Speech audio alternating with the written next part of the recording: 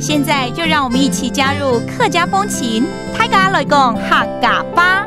Hey, what up? It's time for Practical Hakka here on FM 100 ICRT. Hello， 你好，大家好，我是 Alice Pong. Hello, 你好，大家好，我是 Joseph Ling. Now, this month we're teaching you a very practical phrase called pay, to pay money, 付钱。减钱 OK, that is to pay money, 付钱。其实现在的社会啊，我们付钱可能会想到要拿现金出来付，可是有的人很少都带卡，对，现在多方便，手机最主要的，人手机都会带在身上嘛，对不对？哪怕你没带卡，手机里面也可以去 pay 了，对不对？对。So in today's world, of course, we don't necessarily pay with cash. We might be paying with credit card or even our cell phone. So let's put you in a situation like this, okay? I'm going to teach you all these phrases. 我现在出门很少带现金 I rarely bring cash nowadays. 我呀哈出去，董少带现钱，董少带现钱。哦，现钱就是现金吗？对呀。OK, exactly. 其实有差别啦。钱 OK, that means money, but 现钱 that means cash. OK, like bills. I rarely bring bills or cash out nowadays. 那对方可能说，你用信用卡付钱吗 ？Do you use your credit card then? 我用信用卡。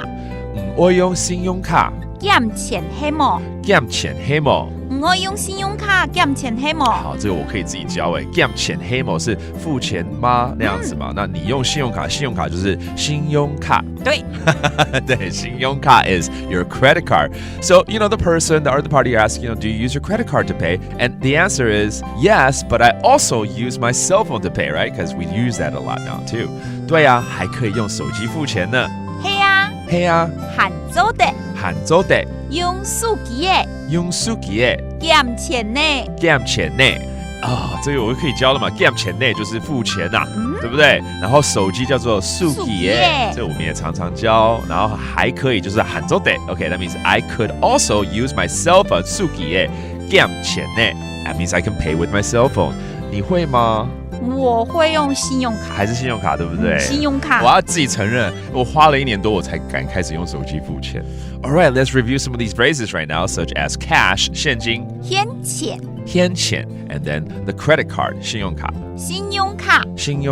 ，and finally your cell phone 手机，手機。And this month is all about pay 付钱，减钱。There you go. That does it for today's Practical Hakka here on FM 100 ICRT. 什么大家？俺只say 张来了。